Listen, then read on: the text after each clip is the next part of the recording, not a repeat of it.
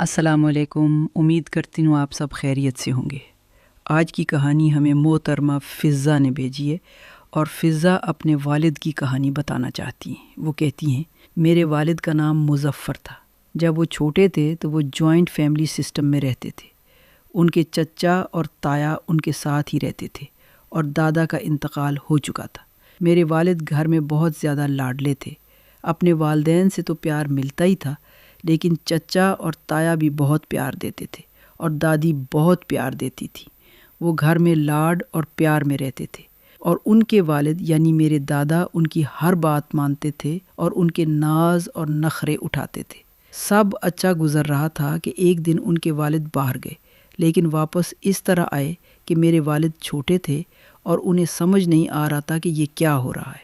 उनके वालिद का इंतकाल हो चुका था। सब ने शुरू में दिलासा दिया, लेकिन रफ्ता रफ्ता वो बच्चा जो एक वक्त में बहुत लाडला हुआ करता था और सब प्यार करते थे, अब सब की नज़रों में बुरा बनने लगा। घर में कोई भी शरारत होती तो उसको डांट पड़ती। अगर कोई चीज़ टूटती तो उसी को मलामत किया जाता और सज़ा दी जाती। ताया और चचा ने उन्हें अच्छे स्कूल से हटाकर एक मुतवस्सत स्कूल में डाल दिया, कह कर कि हम इतना पैसा नहीं दे सकते, हमने अपने बच्चे भी पढ़ाने हैं। अगर कोई छोटा मोटा काम होता तो वो उनसे करवाया जाता। गोया इस बच्चे के लिए दुनिया ही बदल चुकी थी। माँ दिन भर नौकरानियों की तरह काम करती और रात भर अलग जाकर नमाज पढ़ती और रोती। फिर बेटे को गले लगाकर उसे दिलासा देती और कहती, बेटा ये वक्त गुजर जाएगा और अच्छे दिन आ जाएंगे। दादी को ये बात बहुत बुरी लगती और उन्हें अफसोस होता, लेकिन वो भी कुछ न कर सकती थी। एक कोने में कुरान पढ़ती रहती थी। दादी और चच्ची दिन भर उन्हें डांटती और शाम को जब ताया और चचा आते तो शिकायतें लगाती। वक्त गुजरा और मेरे वालिद मैट्रिक में आए और बहुत अच्छे नंबरों से पास हुए। वो जल्दी से घर आए और चाहा कि माँ को बताएं ताकि वो खुश हों, लेकिन जैसे ही घर पहुँचे तो रोने की आवाज़ें आ रही थीं और माँ के ऊपर चादर पड़ी हुई थी। अब उनकी माँ भी इस दुनिया में नहीं रही थी। गोया गमों के पहाड़ उन पर टूट पड़े। बाप के बाद अब ये बड़ा सदमा था। उनकी फूफी ने उन्हें बहुत दिलासा दिया और गले लगाकर रोई। वो खुद भी एक दुखी औरत थी। उनके शौहर का जवानी में इंतकाल हो चुका था और वो टीचिंग करके अपनी बेटी को पाल रही थी। इसके बाद घर वालों के जुल्म और भी बढ़ गए। अब उनके कमरे से सामान निकाल कर और बिस्तर निकाल कर उनका बरामदे में रख दिया गया, इसलिए कि चचा के बेटे को कमरा चाहिए था। इसी तरह वक्त गुजरता रहा। मेरे वालिद ने इंटरमीडिएट किया और साथ ही फार्मेसी पर काम किया करते थे। इस तरह कुछ न कुछ पैसे जमा करके स्कॉलरशिप के लिए अप्लाई किया। फिर एक दिन घर आए और बताया कि मेरी स्कॉलरशिप हो गई है, मैं बाहर के मुल्क में पढ़ने के लिए जा रहा हूँ और मैंने कुछ पैसे जमा कर लिए हैं जिससे मैं चला जाऊँगा। सबकी आंखें फटी की फटी रह गईं।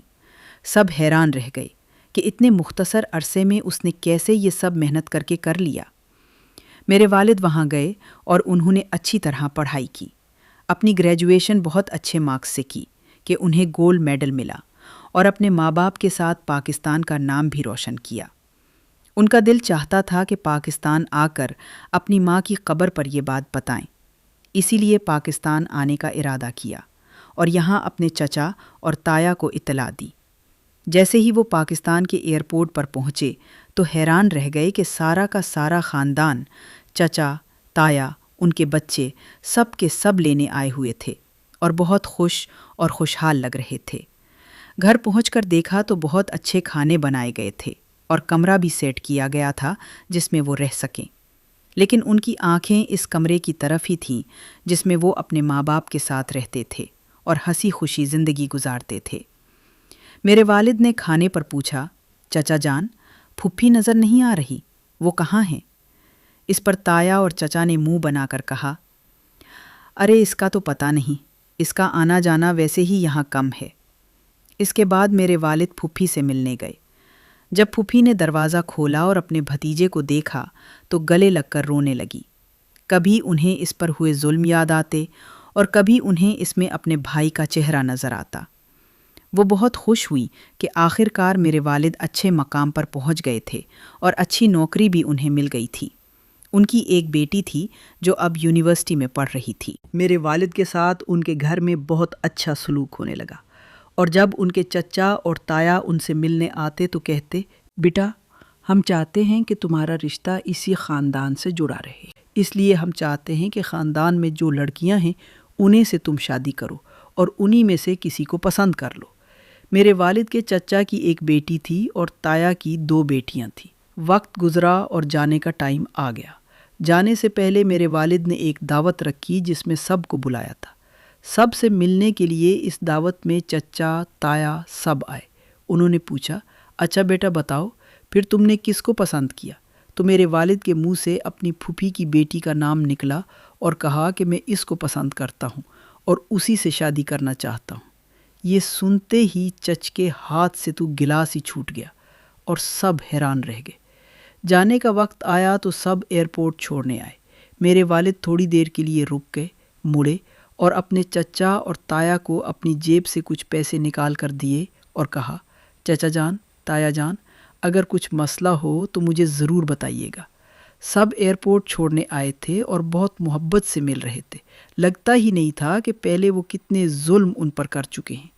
میرے والد خوش تھے اور کہتے تھے کہ بالکل ان کی ماں نے صحیح کہا تھا کہ حالات ایک جیسے نہیں رہتے۔ یہ کہانی تھی میرے والد کی، جنہوں نے اپنے بچپن میں مشکل وقت گزارا، لیکن اللہ کی مدد سے کوشش کر کے اپنے آپ کو بہتر کیا۔ اس کے بعد وہ پاکستان آئے اور انہوں نے اپنی پھوپھی کی بیٹی یعنی میری والدہ سے شادی کی۔ شروع میں ان کے تایا اور چچا کو اعتراض تھا، لیکن آپس میں سمجھ دیکھ کر وہ چپ ہو گئے۔ اس کہانی میں سنانے کا مقصد میرا یہ ہے کہ انسان پر برا وقت بھی آتا ہے اور اچھا وقت بھی، لیکن انسان کو چاہیے کہ جن لوگوں نے اس کے ساتھ برا کیا ہے ضروری نہیں کہ وہ اس کے ساتھ برا کرے اور برائی سے ہی جواب دے، لیکن جو آپ کے ساتھ سلوک ہوا ہے اسے یاد ضرور رکھنا چاہیے۔ تو دوستوں، یہ کہانی تھی جو محترمہ فضہ نے ہمیں بھیجی۔ میں امید کرتی ہوں کہ آپ سب کو پسند آئے گی اور آپ اس سے نصیحت بھی حاصل کریں گے اور ہمت بھی حاصل کریں گے۔ اگر آپ کو یہ کہانی پسند آئے تو چینل سبسکرائب کریں اور ویڈیو کو لائک کریں، اور اگر اپنی کہانی بھیجنا چاہتے ہیں تو ہمیں انسٹاگرام پر پیغام بھیجیں۔ اگلی کہانی تک کے لیے اللہ حافظ۔